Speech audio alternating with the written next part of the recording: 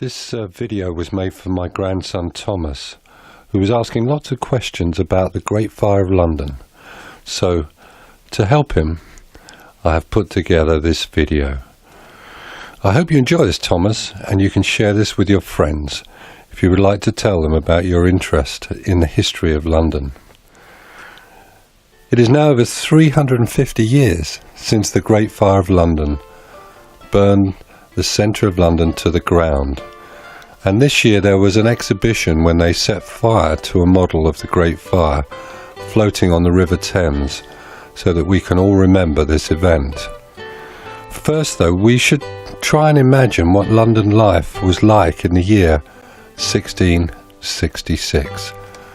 People lived close together in small houses, made of wood with straw roofs.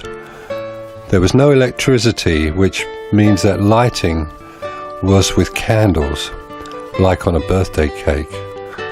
An open fire, made of coal and wood, was the only way of heating a house, and this fire was also used for cooking simple foods in a large pot on top of the open fire, a bit like a barbecue today. In those days, there was no telephone, television, internet, mobile phones, cars, or, the most important thing, no fire brigade with trucks carrying water to put out a fire. Today, we would just pick up the telephone, dial 999, and within a few minutes, a fire truck and firemen would arrive to put out the fire.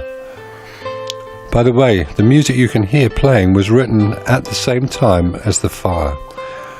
It is being played on an instrument which is called a lute, which is an early form of guitar. And here is a picture of a lute, so you can see what it looks like. So, just before the fire, London had experienced the hottest summer for years, with no rain for over 10 months. So all the wooden buildings with straw roofs were dangerously dry. The clocks were ticking as we move into the night of Sunday, the 2nd of September, 1666, 350 years ago, and all the people of London are fast asleep.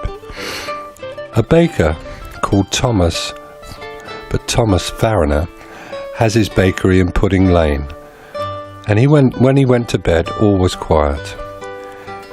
Thomas Fariner works by making ship's biscuits for the Royal Navy, and he is the King's baker. Thomas Fariner lives above the bakery with his daughter Hannah, plus a maid and a servant. At midnight, the maid checks everything is well, and then goes back to bed. Before Thomas Fariner went to bed, he had loaded up the oven with pies and bacon, ready for the morning. At 1 o'clock in the morning, Thomas's servant wakes to find the house is full of smoke. He wakes everyone, and they try to leave the bakery, only to find their path is blocked by the fire. So they climb out of the window, edge along the gutters, and climb back in through a neighbour's window. Thomas was first out, then his daughter, Hannah, who is burned, then the servant. As they go, they all shout out in alarm. At 2 in the morning, the fire begins to spread. A neighbour escapes just in time, and the sparks drift into the hay piled up behind the Star Inn pub just across the road, and it immediately burns down. Remember that in 1666 there is no fire brigade, so people ran to fill up buckets of water from the River Thames and tried to put out the flames, but it was much too late. The flames spread until the roof of the old St. Paul's Church melted, dripping burning lead which ran down a street called Ludgate Hill and the surrounding area, creating blazing rivers of fire. The fire burned for nearly 3 days, until eventually it was put out in a place called Smithfield. Today this is a large meat market. There is a statue there called the Golden Boy of Pye Corner in Smithfield, which marks the spot where the fire was eventually stopped. So at the end of 3 days, more than 13,000 homes had been destroyed.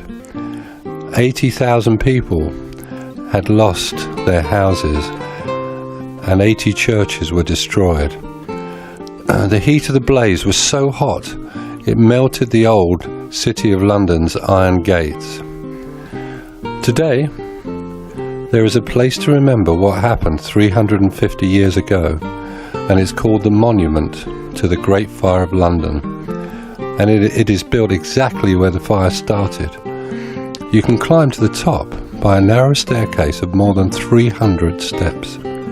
So, you can see where the fire started, imagine what happened, and then walk to where the Golden Boy statue can be found, which is where the fire was stopped after nearly 3 days.